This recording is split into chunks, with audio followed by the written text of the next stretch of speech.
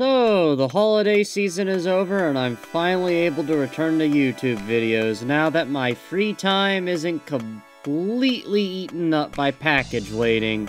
And I do hope any of you viewers did enjoy your holiday season for the record.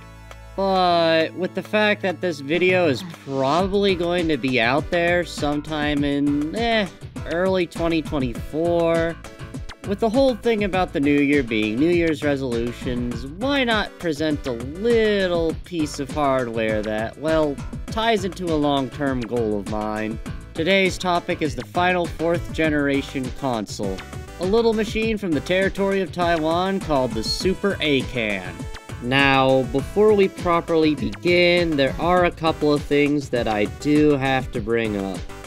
The first is, for the games that I can show, there is an obvious language barrier. All of these games are in Chinese, so yeah. The second is, there's going to be a lot of filler footage, and I will explain why later.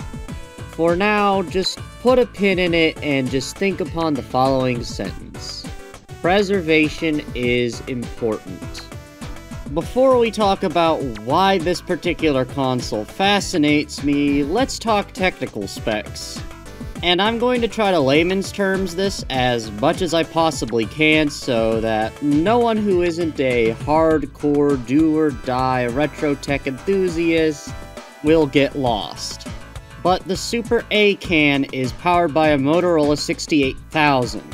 You might be asking, what the hell is that? But let me break it down between two other consoles from the generation that use that. First is the Sega Genesis, one of my all-time favorite consoles, which is clocked lower than the Super A-Can. The second would be the Neo Geo, the arcade-at-home experience. The Neo Geo is also clocked higher than the Super A-Can. So from a computing power, the A-Can rests comfortably between these two machines. And while the components used for graphics and sound do seem to be custom sets from UMC or United Microelectronics, it is known that the sound processor can handle up to 16 channels of PCM audio, PCM basically being samples. To put it into simple terms, that's the equivalent of two SNESs just stapled together. And if you're about to ask, well, what about emulation? Well, about that. See, the problem with the Super A-Can is that it doesn't emulate well at all. The only core here is about 10 years old, and has been basically abandoned. Like, the only thing you can even try to run Super A-Can games in is MAME. I have the dumps for every single released Super A-Can game, and only a handful of them remotely work. For example, just look at Speedy Dragon here. All of the terrain just doesn't render. It also refuses input from any of my controllers, so I can only show you the demos here. Boom Zoo here is a competent and inoffensive Bomberman clone, and it's one of the things that works perfectly. But it's also one of the most boring things about the A-Can. There are 3 RPGs that never left the console. These things are locked to the Super A-Can, and they wouldn't run at all. I absolutely could not get Son of Evil, Rebel, and Super Dragon Force running at all.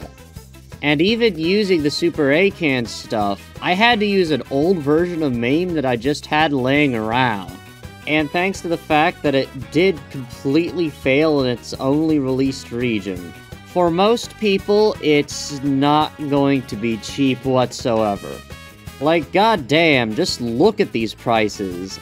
I know high prices and old vintage hardware is kind of a meme, but yeesh. There is, though, one oddity that I could get working, and a specific subsect of fighting game fans will get a kick out of this. On the Super A-Can, there exists a janky port of an already janky fighter known as Songo Fighter. A game that runs like garbage, where you could just continuously yeet your opponent until you win. Before I declare this video done and over with, I kind of want to get into, well, preservation and why it's important, as well as the tale of a similarly niche failed console. This will probably be the only time on this channel that I will talk about the Casio Loopy. The Casio Loopy was a console that was aimed at girls of the time, but it kind of absolutely bombed. Like, this was a 5th gen console, a little sticker printer novelty, paired alongside the likes of the PlayStation and Saturn. Which, before we continue, yeah, the Saturn was a lot more successful over in Japan.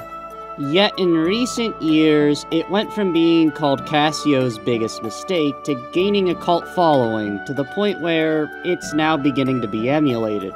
And while I don't personally care about the Casio Loopy, I consider it kind of a beautiful little victory for preservation as a whole.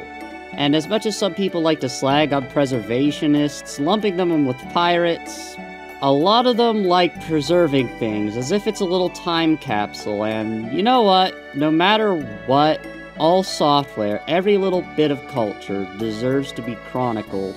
If not to be enjoyed, then to be learnt from at the least.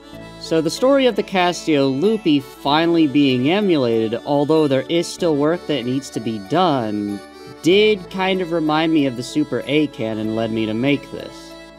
There's also, of course, unreleased games.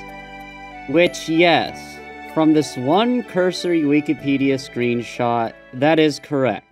This one weird little single educational trivia game somehow got out.